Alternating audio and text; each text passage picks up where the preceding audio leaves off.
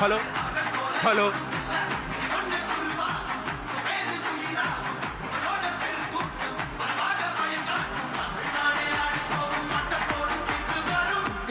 உங்க விஜய் உயிரன வரனா விஜய் உங்க விஜய் எளியவன் குரல்னா விஜய் உங்க விஜய் தனியால் இல்ல கடல்னா விஜய் உங்க விஜய் எளியவன் குரல்னா விஜய் உங்க விஜய் தனியால் இல்ல கடல்னா மக்கள் தானே மன்னர்களை உனக்கு காட்ட வரனா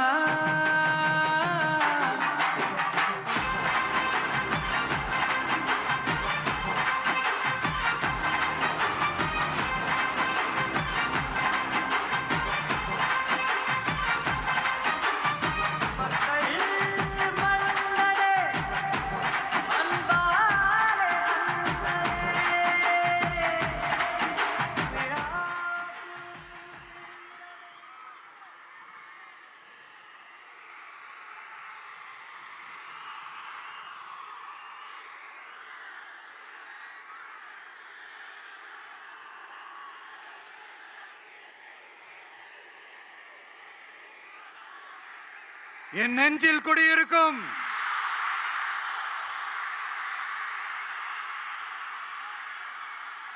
புதுச்சேரி மக்கள் உங்கள் அனைவருக்கும் என்னுடைய வணக்கம். வணக்கம் வணக்கம். எல்லாரும் எப்படி இருக்கீங்க?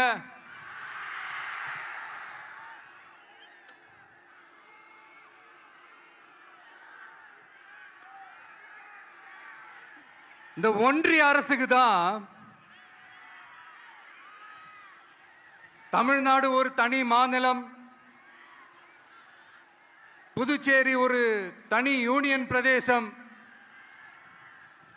அவங்களுக்கு தான் தமிழ்நாடு தனி, புதுச்சேரி தனி, இப்படிலாம் இருப்பாங்க. ஆனா நமக்கெல்லாம் அப்படி கிடையாதுங்க. நாமெல்லாம் வேறு வேறு கிடையாது. நாம் எல்லாரும் ஒண்ணுதான்.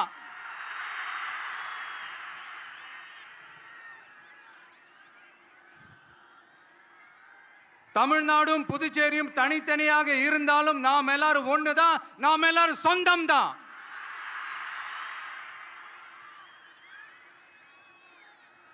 வேற வேற வீட்டுல, வேற வேற ஊர்ல, வேற நாட்டுல, வேற ஸ்டேட்ல இருக்கிறதுனால நாம் எல்லாரும் சொந்தங்கள் இல்லைன்னு ஆயிட முடியுமா? அது எப்படி முடியும்? இப்ப பாத்தீங்களா, ஒருத்தருக்கு ஒருத்தர் பார்த்துக்கும் போது அந்த பாச உணர்வு, அதுதாங்க, அது மட்டும்தான். அது இருந்துட்டாலே போதும், வேற எதுவுமே தேவையில்லை.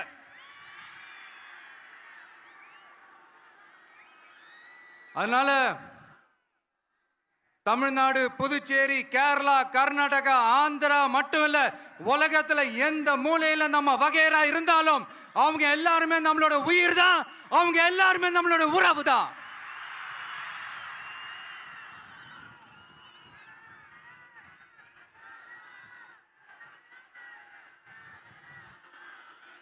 புதுச்சேரினாலே உடனே ஞாபகத்துக்கு வர்றது மணக்குள விநாயகர், அரவிந்தர் ஆசிரமம், வில்லியனூர் மாதான் சொல்லி இவங்க எல்லாரும் ஞாபகத்தில் வருவாங்க. அது மட்டும் இல்ல, மகாகவி பாரதியார் அவர்கள் இருந்த மண், பாவேந்தர் பாரதிதாசன் அவர்கள் பிறந்த மண். அது மாதிரி இன்னும் சிறப்புகளை அடுக்கிக்கிட்டே போலாம். ஆனா அரசியல்னு வந்துட்டா ஒரு முக்கியமான விஷயத்தை பத்தி நம்ம சொல்லி ஆகணும். 1977 புரட்சி தலைவர் எம்ஜிஆர் அவர்கள் தமிழ்நாட்டில் ஆட்சி அமைச்சாங்க. ஆனா அதுக்கு முன்னாடியே 1974 இங்க புதுச்சேரியில அவங்களோட ஆட்சி அமைஞ்சது. அதனாலதான் அப்பவே சொன்னாங்க, நமக்காக வந்தவர் எம்ஜிஆர், அவரை தமிழ்நாட்டில் மிஸ் பண்ணிடாதீங்கன்னு நமக்கு அலர்ட் பண்ணதே புதுச்சேரி தான். அப்படிப்பட்ட புதுச்சேரியை நம்மளால மறக்க முடியுமா? அது மட்டும் இல்ல, இங்க இருக்கிற மக்கள் தமிழ்நாடு மாதிரியே புதுச்சேரி மக்களும் என்ன கிட்டத்தட்ட ஒரு 30 வருஷமா என்ன தாங்கி பிடிச்சுக்கிட்டு இருக்கிறீங்க.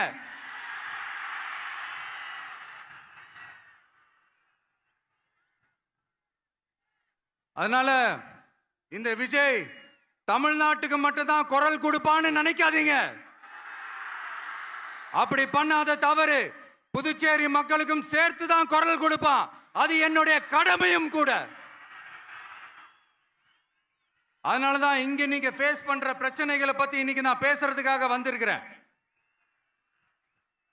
அது மட்டும் இல்ல, இந்த புதுச்சேரி கவர்மெண்ட்டை பத்தி நாம சொல்லியே ஆகணும். இது டெஃபினட்டா தமிழ்நாட்டில் இருக்கிற மாதிரி நம்ம திமுக கவர்மெண்ட் மாதிரி கிடையவே கிடையாது.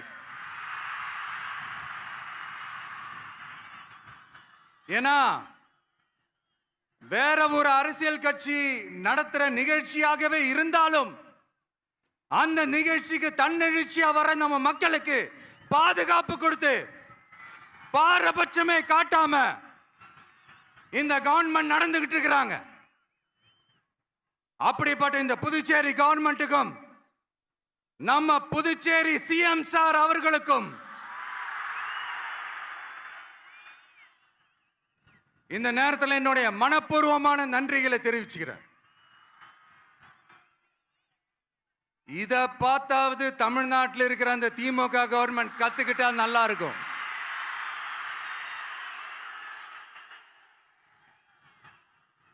ஆனா அவங்க கத்துக்க மாட்டாங்க. பரவாயில்ல, வரப்போற எலெக்ஷன்ல 100% கத்துக்குவாங்க. அத நம்ம மக்கள் பார்த்துக்குவாங்க.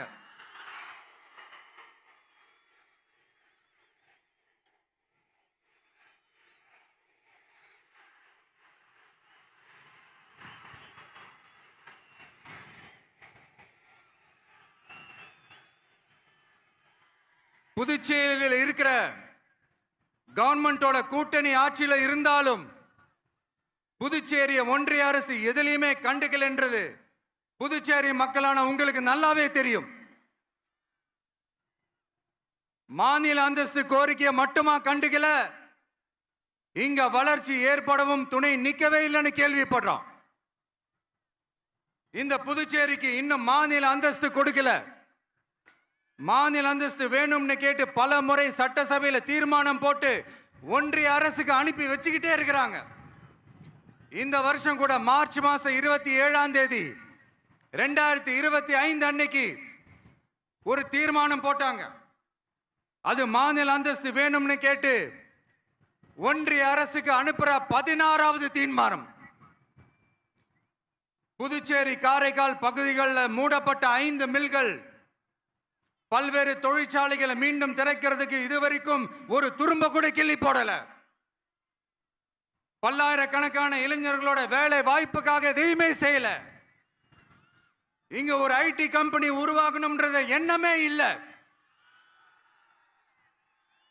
அதை பத்தி யார் பேசினாலும் அது அவங்க காதல விழவே விழல. இங்க ஒரு அமைச்சரை ஊழல் குற்றச்சாட்டுல பதவி விட்டு நீக்கப்பட்டு அந்த இடத்துக்கு இன்னொருத்தரை நியமிச்சு 200 நாள் ஆச்சு.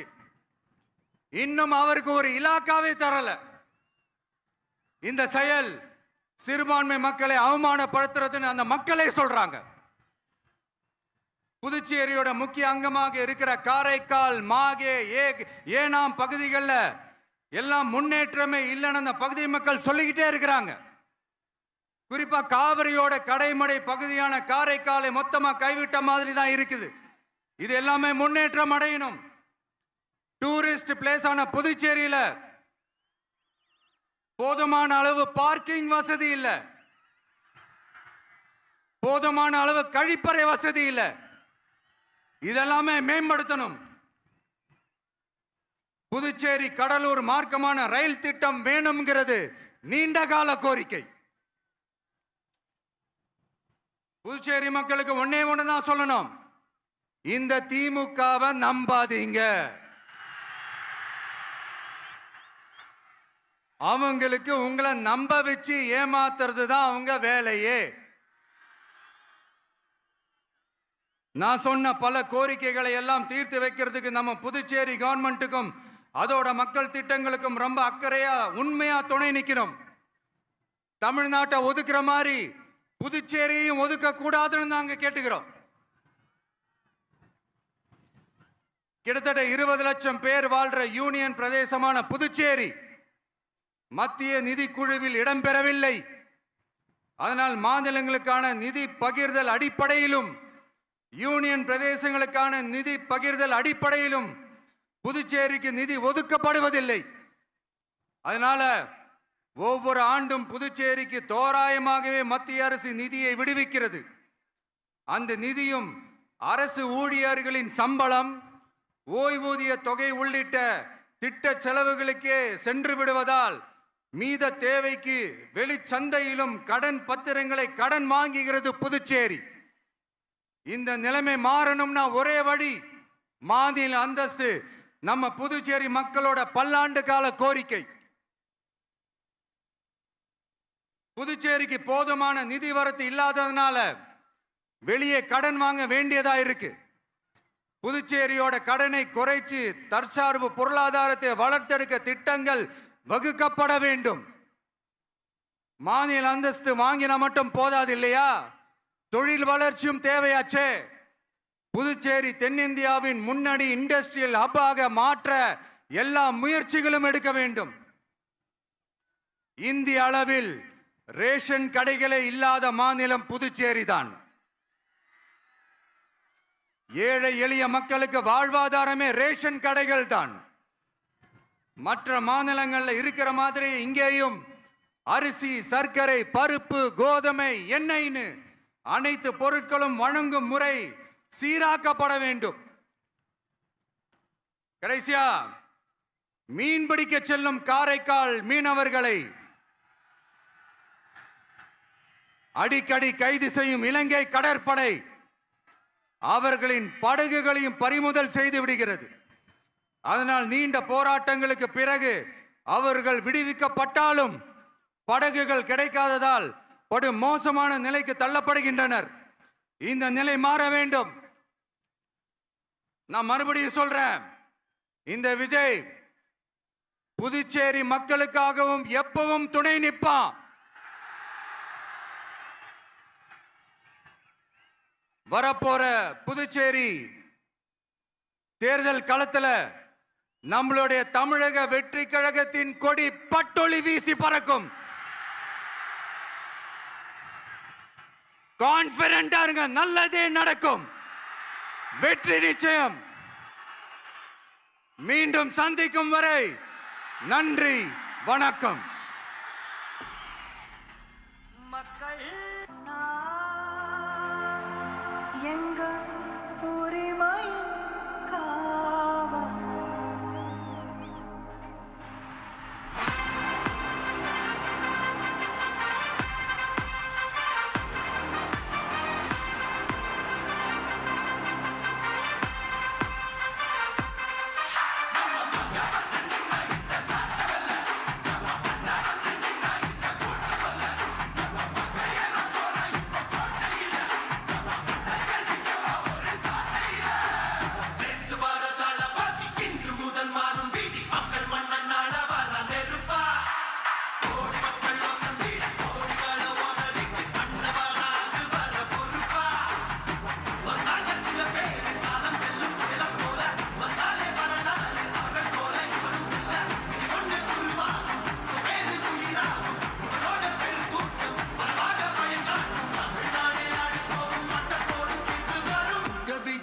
விஜய் உயிரன வரனா, விஜய் உங்க விஜய் எளியவன் குரல்னா, விஜய் உங்க விஜய் தனியால் இல்ல கடல்னா, விஜய் உங்க விஜய் எளியவன் குரல்னா, விஜய் உங்க விஜய் தனியால் இல்ல கடல்னா, மக்கள் தானே மன்னர்களே உனக்கு காட்ட வரனா.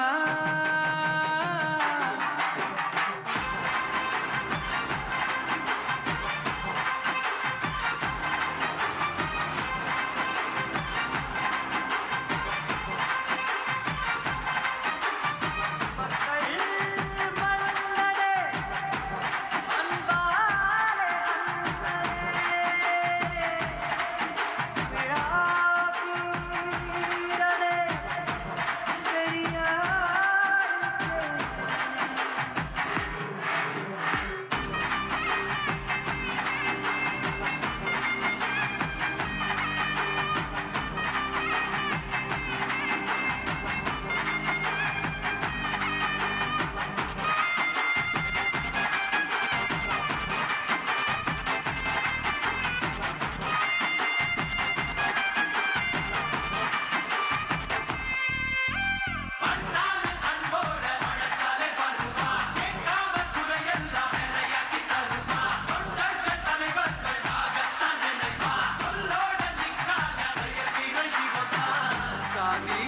சாக்கடை இங்க ஆறா மாறி கிடக்குது புள்ள. போதாதுன்னு மதத்தை திணிக்கும் மதவாதம் ஏறுது மெல்ல. சட்டையோட வராதே, அட்ட வெள்ளம் போராதே, சிங்கம் எங்கும் பாராட்டி கிடக்காதே. மண்ணு வந்த எல்லாமே வந்தா கூலி என்பாரே, மேடு ஏறி கட்சிப்ப மறக்காதே. வேஷங்க தெரியாத எவாத தலைவன் தான், நிறைக்கும் நெருப்புக்கும் உருவான தமிழன் தான். தமிழ்நாடே ஆடி போகும் தீர்ப்பு ஒண்ணு நாளை வரும். உங்க விஜய் உயிர் என்ன வரனா? உங்க விஜய் எளியவன் குரல்னா? உங்க விஜய் தனியார் இல்ல கடல்னா? உங்க விஜய் எளியவன் குரல்னா? உங்க விஜய் தனியார் இல்ல கடல்னா? மக்கள் தானே மன்னர்களை உனக்கு காட்ட வரனா? உங்க விஜய் உயிர் என்ன வரனா? உங்க விஜய் எளியவன் குரல்னா? நன்னாட வர நெருப்பா, கோடி மக்கள் வசந்திட கோடிகளை உதவிக்கு பண்ண வராது வர பொறுப்பா. வந்தாங்க சில பேர் காலம் வெல்லும் புயலம் போல, வந்தாலே வரலாறு அவர்கள் போல இவனும் இல்ல. இது ஒண்ணு உருவாகும், பேரு குயிராகும், இவனோட பெருங்கூட்டம் வரவாக பயங்காட்டும். தமிழ்நாடே ஆடி போகும் மட்டம் போடும் தீர்ப்பு வரும். உங்க விஜய் உயிர் என்ன வரனா? உங்க விஜய் எளியவன் குரல்னா? உங்க விஜய் தனியார் இல்ல கடல்னா? உங்க விஜய் எளியவன் குரல்னா? உங்க விஜய் தனியார் இல்ல கடல்னா?